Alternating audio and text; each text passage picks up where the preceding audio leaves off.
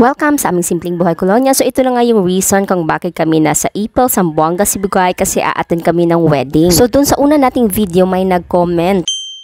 At si Miss Glory Joy Galano pala ang nag-comment. Ang sabi na niya, nice imong vlog te pero namubuan daw siya. O sige, haba-habaan natin. Ito na nga yung longer version ng ating vlog. Charos. Gusto talaga ni Joy na mahirapan ako sa tumang kalisod sa pagtagalog ba at magdugo-dugo yung utak ko kung anong pang iisipin kong sabihin talaga. Pero sige na lang, panindigan na lang natin to. Pinasok natin ito char. So kinabukasan nga, ito na nga yung day ng wedding. So early morning, nandyan na yung bride at yung photographer at yung videographer. Alam nyo bang batang-bata pa yung photographer na yan na si Mario Creatives at sila ang dahilan kung bakit may magandang video at photo. Kung gusto nyo makita yung mga resulta hanapin nyo sa FB page yung Mario Creatives at Footprints Production. O, diba? Kasi nandoon sa FB page nila yung prenuptial video and photos at hindi ko alam kung anong tawag dito no sa mga pictorial na ito. Basta early morning nandyan na si bride at nagpicture-picture na no. Ang dami palang kaganapan pag ganitong wedding. At dahil marites nga tayo ay lumapit tayo sa kanila at medyo nagtanong-tanong tayo at kinunan nga natin si Mario ng mga shots niya. O, diba? Hindi pa kabagaganda dyan.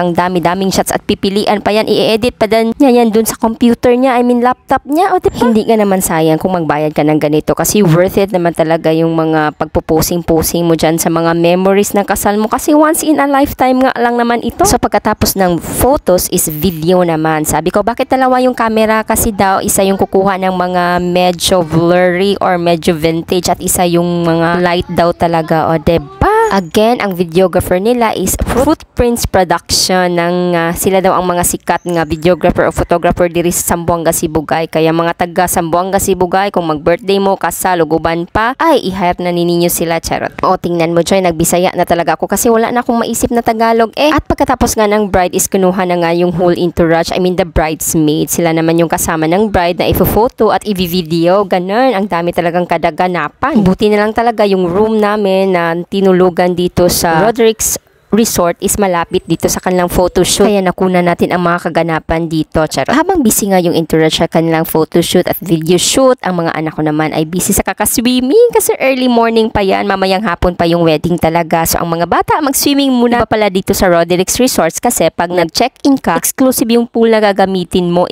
Kayo lang ang makakagamit yung mga nag-check-in. Iba naman yung pupunta para maligo lang ganun. Kaya yung mga naligo is konti lang talaga. Magandang idea ito. Kaya yung pool hindi crowded. At nandun naman sa kabilang side yung pool na gagamitin para sa mga outsiders na maliligo lang talaga. And after that, bumalik nga ako dito sa photoshoot at ayan na nga yung mga bridesmaids in their burgundy bathrobe para sa kanilang photoshoot together with the bride. At dahil dumating na nga yung ating kapamilya from Calamba, Misamis Occidental, hello! At ayan na, audience silang lahat at kaming lahat pala while doing the photoshoot. O, diba, nandyan lang kami sa gilid. Ayan naman yung mga groomsmen together with the groom. Sila naman yung nag-photoshoot. At sa kabila naman is sinushoot yung bridal gown. O, diba? Ay, nako, ang dami talagang kaganapan sa ganitong wedding. After lunch nga is sinimula na ni Miss Marvin Romag ang aking makeup. Siya pa rin ang aking pina-makeup. Libre lang ito, guys, kasi wala na tayong budget. Nagdala lang tayo ng ating sariling makeup para gamitin ni Miss Marvin at siya na nga ang nag-makeup sa atin. Sabi ko kay Miss Marvin is light lang yung makeup kasi secondary sponsor lang naman tayo. Baka maging ano tayo dito. Mga anak ka rin ako yung babae na tag yung na ako.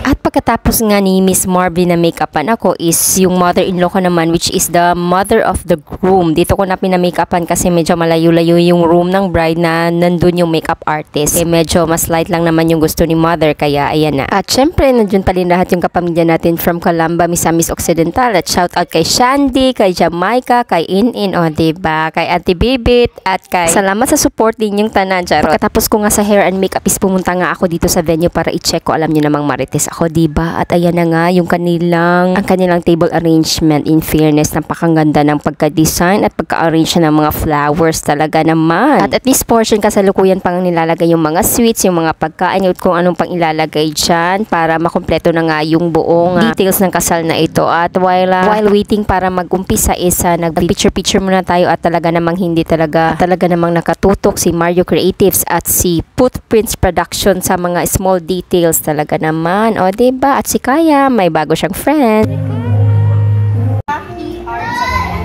Meraki Arts and Events. na amoy mga wedding diri sa Zamboanga, Sibugay. Okay? Kani ang nahitap. Ang decoration ani ma'am? Decoration by Faith and Love. Faith and Love. Okay. So, ang venue pala ay dito pa rin sa Roderick's Resort sa kanilang hall. O, diba? Andyan pa rin yung ating mga kapamilya from Calamba. Shout out to Kimoy, Char. At mga ilang sandali nga is pinaprepare na yung buong entourage kasi mag-uumpisa na daw yung wedding. O, diba? At habang nasa likod nga kami is kailangan naming bantayan si Kayos at si Kaya kasi naman may bit-bit sila at baka hindi pa tapos yung marcha is wala na gidala. Char.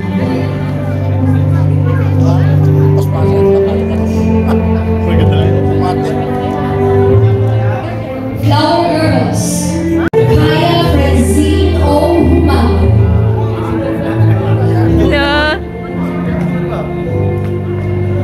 Wow. Wow.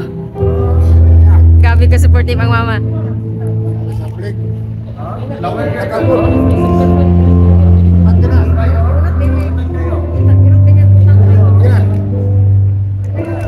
Our maid of honor. Good job!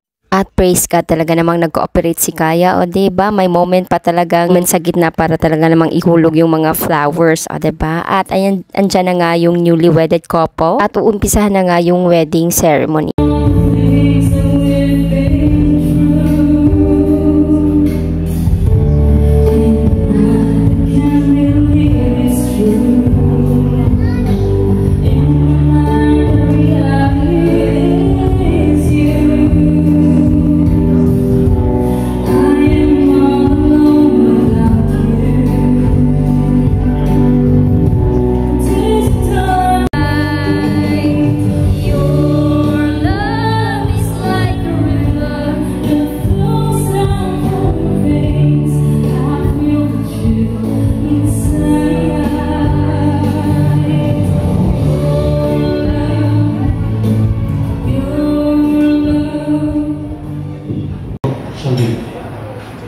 Miss Kimberly, will you have Mr.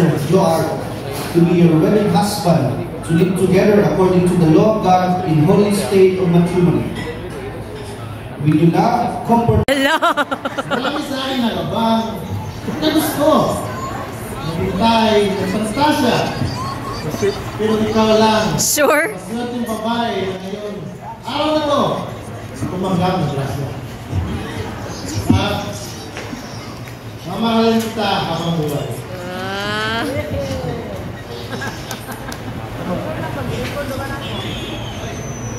Set this ring as proof of my promise to you. I'll be your devoted companion for forever.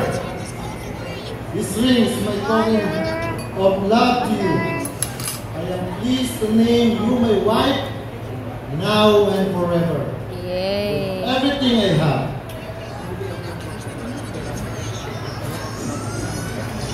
The happiest bride as I am now.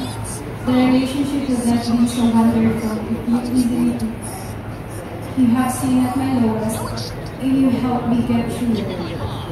I became my best version. So after nga ng ceremony is ito na nga sabi ni Pastor yung first legal kiss ng newly wedded couple and congratulations Mr. and Mrs. Joar Tumawan, Char. So after nga ng wedding ceremony is lumabas muna yung couple together with the groomsmen and the bridesmaid and the maid of honor kasi magpipicture muna doon sila sa Capitol at habang while waiting is pinaglaro muna ni Miss MC ang mga kids. Okay, sige sa'yo. Budots!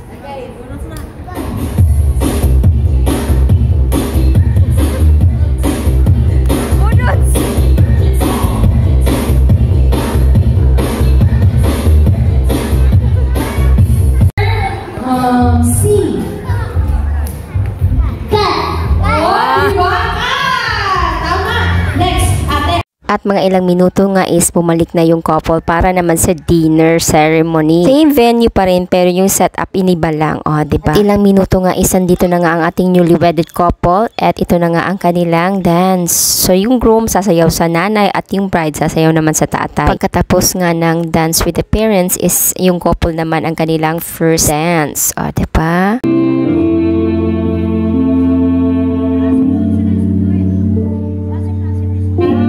O O diba, bongga rin ang lighting effect and hindi pa yan nagtatapos, may pa fireworks effects pa sila. O diba? Diba ang cute? At syempre kung may pa fireworks at confetti, hindi rin mawawala yung pausok-usok sa gilid. O diba? Ang ganda, diba? At dahil nga ilang mga saglit is kainan na, kailangan na nating puntahan si Naidos na natutulog doon sa room para dalhin nila para makakain siya together with Miss Marvin Romaga. O diba? Andyan na siya. Si Naidos na natulog lang at na-swimming lang. After nga nung first dance is ito na nga yung paalab o yung maglilikom yung newly wedded couple ng pera na bibigyan sila ng mga audience, especially ng principal sponsors. So ang nalikom nga ta nila dito is malaki-laki kasi ang daming nagbigay ng mga 1,000. O diba? Pambawi na po ni gasto ba? Char. Pagkatapos naman ng paalab is yung cutting naman of cake tapos magsusubuan yung newly wedded couple. Okay, this time, itry natin kung gaano ka-love ni Sir Josie Ma'am Kim. Si Ma'am Kimberly, kung unsa daw kadako ang slice sa cake, maupod daw na kadako ang gugma. Kung pwede lang siya ipakawa ni Lord. You may now spoon feed your partner with a slice of your wedding cake. After nga nung cake is yung wine naman, tinamad na akong mag-google para alamin kung anong mga ibig sabihin nito. Kayo na lang ang mag-research kasi nandyan naman yung Google, o diba? Pero mostly sa mga wedding, nandito talaga itong wine at saka cutting of cake. Hindi talaga yan mawawala. Pagkatapos nito is kainan na hindi na ako nag-video. At after naman na kainan is magbibigay naman sa inyo mga close ng mga newly wedded couple. Daw para nila. Ma'am Kim, Sa gulo sa side. ano lang, isara ninyo, hindi lang ako tumpuhay.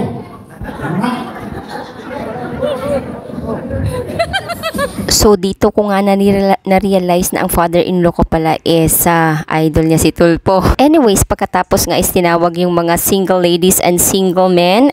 Ayan mo bang single men na yan is member yan ng Philippine team ng fencing. Diba? Galing pa yan ng Kauluhang Manila at nagpunta talaga dito para mag-celebrate ng wedding ng kanilang friend na si Miss Kim. Diba? Kasi kung hindi nyo na itatanong, ang ating bride is member ng Philippine team in the event of fencing at ang ating groom naman is dating member ng Philippine team sa event na Sepak Takraw, ganun. Sa punto lang ito nakukulangan ako sa energy ng ating MC. Dapat mas nilaro pa niya para talaga namang kiligon tanan sa mga pangyayari kasi nalaman ko na ang single lady pala yan at ang single man na yan is mag-ex pala sila at pinagtagbo ulit sila dito sa kasalan. O diba? Pero nakalimutan ni Miss MC na ipataod yung garter ni boy kay girl. Yun tala, mas kilig talaga yon. Anyways, at least natapos na ang lahat at game naman ang lahat. Sa mga punto pong iyan, konti na lang po yung mga tao. Medyo yung families na lang yung natira para mag-enjoy talaga. O siya, medyo mahaba-haba na nga itong video ko at sana ay nasatisfy natin si Miss Joy na haba-habaan yung ating video, no? At kung nanonood pa rin kayo hanggang dito ay maraming salamat, ha? O siya, sige, hanggang dito na lang. Maura to, daghang salamat. I'll see you on the next video. Bye! Uy, no, sir, madi, okay na nakadi, uy! Ikaw, sir, okay na sa imo, ha? Go! Okay, at the count of... Nos naman. Basta ba yun? Pag-video, picture. Oh, di ba, naas na bit-bit, ulig, susugo.